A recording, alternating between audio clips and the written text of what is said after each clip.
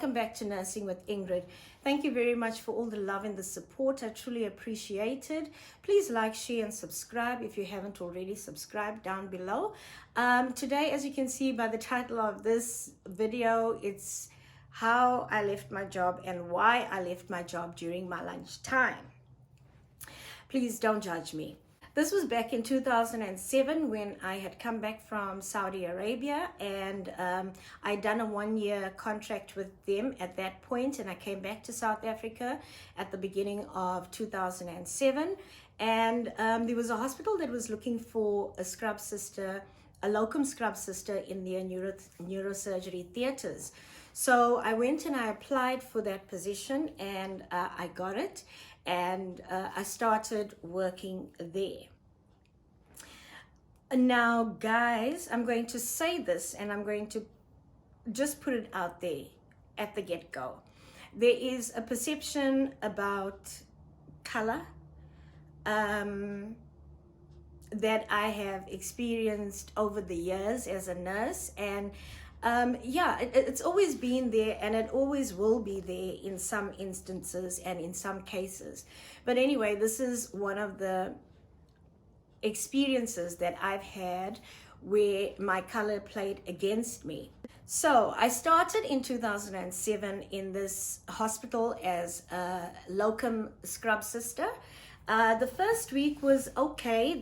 I did the orientation, everything was fine, but there was just a vibe that wasn't really good. But because I needed the job, I stuck it out, and I thought as they got to know me, the working environment will get better. Okay, so within the first week I was doing the orientation with them, where their pack stays, and you know, the usual orientation that comes with you starting a new job. In the second week, things got a little bit in my face, where I was obviously, I want to say, victimized. So the second week I go in and I get told that if I want to scrub for cases, I needed to be on duty at 6 o'clock in the morning.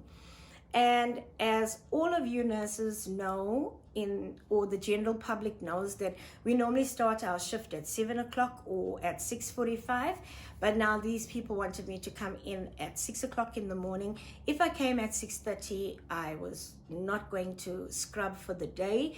I would just be a circulating nurse until the end of my shift. And during the second week as well, there was funny nuances that were cropping up at that point, and I was really uncomfortable with that whole situation, to the point that they would say that if I was scheduled to go off at 1 o'clock, the team leader will say, you leave when I don't need you anymore.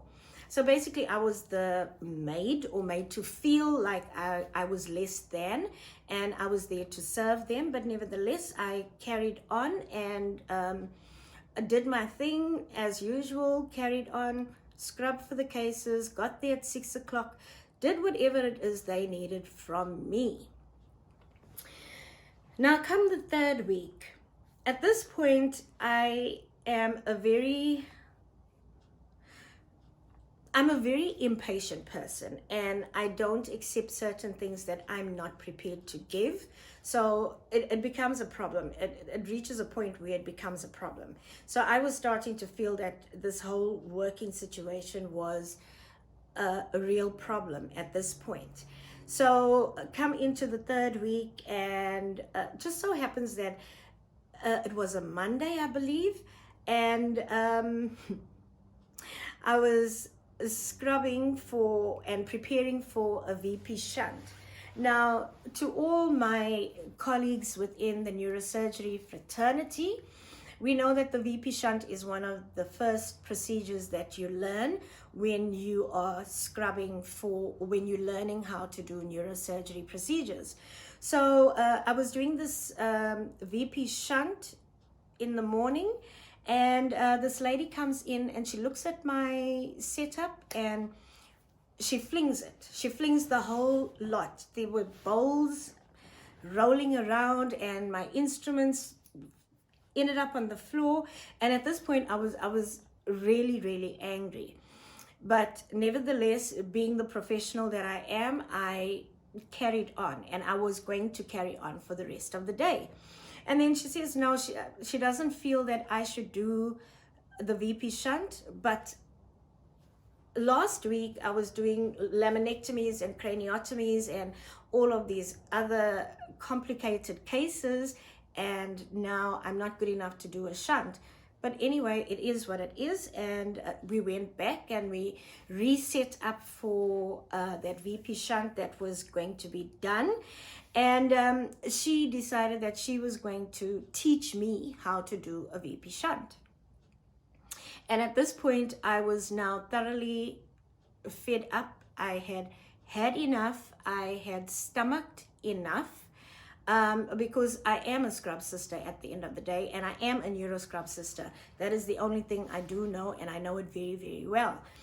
So anyway, she decides that she's going to teach me how to scrub for a VP shunt. So we go through the motions and we do the case, and after the case, we go to the CSSD, clean up the instruments, and get ready for the afternoon. Now, in the private sector, when you're working in theater, you have a morning slate and an afternoon slate. So the morning slate, it usually ends at 12 o'clock, and then at 1 o'clock, the next doctor comes in and does their cases. So I was supposed to be on duty until 7 o'clock that day because there was a long afternoon slate. And as we were cleaning up the instruments now and getting the theater ready for the afternoon slate, this lady said that, okay, you need to go to lunch because I need you back at 1 o'clock. Okay, so I was like, okay, no problem, fine. So I go to my locker, and as I'm taking my lunch things out, something just dawned on me, and I was like, you know what, I can't do this. I'm not going to do this. And I drew the line in the sand, and I was like, you know what, if they're going to treat me like this, I am not going to work for them, and I'm not going to work with them. So at that point, I decided to clean out my locker. I left the key in the locker, and I humbly exited. I got a call the next day from the matron, and she was like, oh, you didn't come back, and this, that, and the other. And I was like, you know what, I don't fit into your team, and I feel it's best that I don't come and work for you. And she was like, so what happened? Because this nurse is apologizing for the way she behaved yesterday. And I was like, you know what, it's all said and done. It's over and done with. It's fine. I don't need the job right now. And that was the first time that I actually left my job during my lunch hour and never came back again. Now, as we know in nursing, there is a lot of abuse that happens. It does happen. It's the reality of it all. There is abuse that happens within the nursing fraternity, and I don't entertain it because I don't give it. I respect everybody, and yeah, so that is exactly what happened. And yo, guys, it was a very painful time at that point, but I did what I did. I left, and I am now known as the nurse that left that hospital, that theater during the lunch break.